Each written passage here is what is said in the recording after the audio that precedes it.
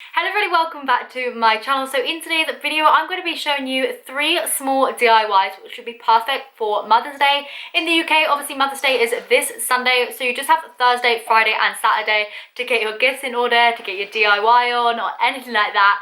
I completely forgot that it was Mother's Day on Sunday, not gonna lie, so this was perfect for me to get my craft on today. I was going to be posting another Easter DIY, but obviously as Mother's Day is coming up, I thought that this would be more suitable for today's upload.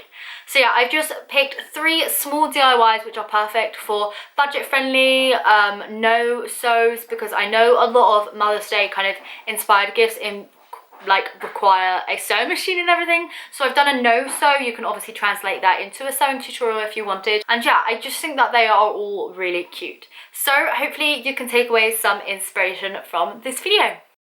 So to start off with, I took some air dry clay and I just took a jar which is just an old bolognese jar, and for this DIY I basically wanted to make a little trinket dish. So in order to do this I just took the air dry clay in my hands, I popped it on top of the lid and then I just kind of smoothed it all around. I just kept pressing around, like blending the clay together, just making sure there was no cracks or anything like that. When there were cracks, I just took a small piece of water with my finger and just blended it together so that the cracks disappeared. I then took a craft knife and cut off all the excess clay around the lid, and I just set that aside and popped it back into the packet because we don't need to waste any clay. I then went ahead and just smoothed out the edges. Next, I took the kind of trinket casing off of the lid and I just did this to speed up drying time. Obviously, the more air that can circulate around the piece, the better. If you have a few days to do this or whatever, like the full 24 hours to cure it, you can obviously leave it on there and it will cure all the way through. I set myself about 12 hours, so I did this overnight. So I took that off the lid and let it dry. I'm glad I did because there was a few cracks on the inside, so I just went ahead and smoothed them whilst the clay was still wet. Another trick is to use a baby wipe just to smooth it out. I then set my kind of clay dish to dry overnight, and once that was done I then took some decoupage paper and I just Mod Podged it onto the little trinket tray. Like I said, I left mine for 12 hours, but obviously if you don't have enough time for that, you can use polymer clay instead, which you can bake in the oven in less than half an hour. I then went ahead and just popped the paper down on top of the Mod Podge, and using a saturated Mod Podge brush, I then just brushed it all over the paper. To get smooth lines around the curves, I just snipped a few places, overlapped the paper, and then it just lay flat. I went ahead and did this all over the trinket dish, and I just carved the kind of corners over the sides as I was going to be painting them anyway. If you don't want to paint them and want to Mod Podge around all the rest of it, you can cut them off here and then add another layer on the other side. Once all the Mod Podge had then set, I took some chalk paint. The reason I took chalk paint was just because I had it on hand, any paint would do, and I just painted the other side. This is what the little trinket dish turned out like. I think it is absolutely adorable. It's a perfect place to pop little bits such as rings or accessories, and I just absolutely love it. I think it just looks so sweet. Anyway, moving on to the second DIY. This is going to be a no sew heart. So what you want to do is take some fabric. I just used this leftover scraps from my fabric collection, and I found my vintage lace collection. I don't know why, I seem to have a lot of this dotting around, so I figured now was the perfect time to use it.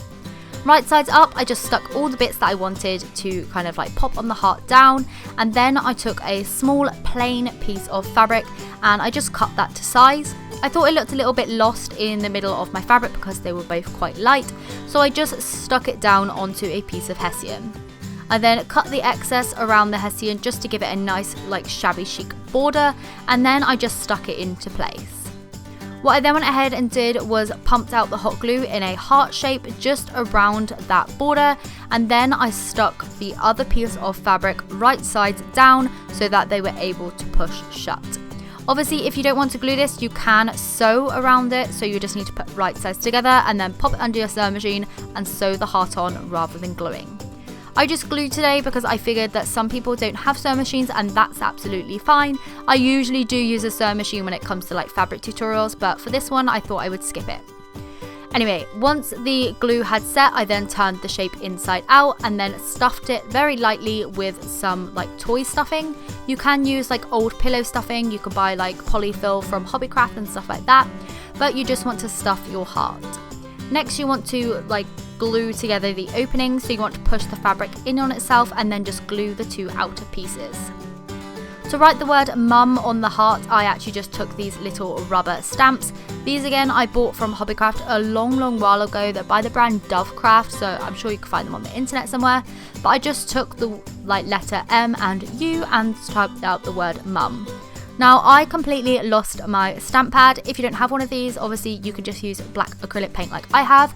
I just popped a little bit out on a little tag that was just left over from something the other day, and I just kind of painted it on very lightly with a paintbrush.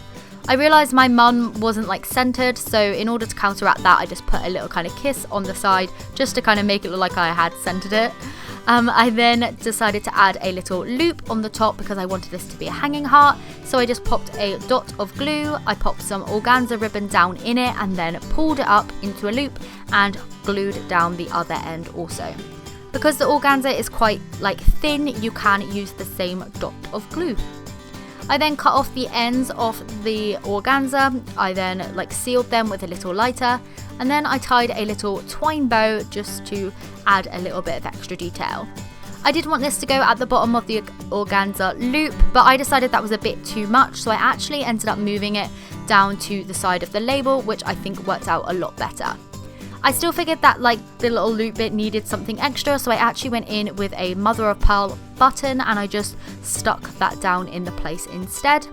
If you are on a bit of a budget, a place to look for these would be like a haberdashery or something. They usually sell buttons like singly, anywhere from like 5 to 50p I found, where you could just pick up one button, or you can just go around like in the sides of shirts and stuff and look for the spare button on the label. I've done that a few times. Anyway, this is what the little heart turned out like. I think it looks super sweet and obviously didn't require any sewing, which is even better for you sewing haters out there. I love sewing, so I would have sewed this usually, but like I said, I wanted to make it an easy tutorial for you guys. Anyway, moving on to the third and final DIY. This is just the makeover of this little jar. I've had this jar for a long while now. I just store some sequins in it, but you can obviously use whatever jar you have. I have done this same technique on some Kilner jars and a milk jar, which I'll show you after I kind of show you the tutorial. But basically what you want to do is cover the whole jar in a white chalk paint. I did 2 layers of this. As you can see, I'm putting on the second layer now just to get a really opaque finish. Next, I painted on some flowers, so I just took a small dollop of acrylic paint and mixed in some chalk paint to make a slightly lighter colour. I then took a small bit of that colour and mixed in some more white chalk paint, so I had 2 variations of the same colour, just one slightly paler than the other. In order to make the flowers, I just basically took a circle of the lighter colour and painted that on, and then taking a dotting tool, I dipped it into the darker shade and then swirled that in the little kind of pale dot that I popped on. I popped a few little extra lines on there, and I will do the same for you again in just a sec so you can see it closer up. As you can see, I'm doing the lighter circle first, the darker swirl with some few extra little lines. This makes a really kind of cute little abstract kind of shabby chic rose looking effect. It's so simple to do, and once you get the hang of it, you'll want to do it over and over again. Next, I mixed up a real like muted pale kind of like lime green. I don't know, it was just absolutely beautiful. And taking my paintbrush, I put a dollop on each side of each of the rows, and I just kind of like flicked it off to make some leaf-like shapes. I don't know. You could put one on either side of the rose, you could put like some close together. You just want to make sure that they're all over the kind of, you know, where the roses are. Anyway, in order to bring out some of that text, this is something that is completely optional.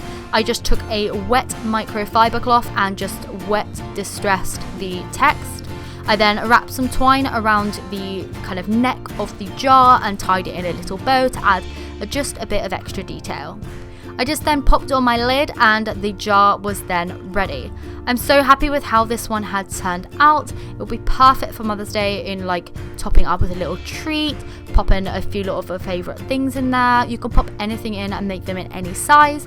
Like I said, I have made the Kilner jars in the same kind of like pattern before. I made these quite a few years ago now. One of them is incredibly dirty because I do use it for like brushes and stuff. And I've also done this large kind of like milk jar. It's absolutely beautiful and I love it so much.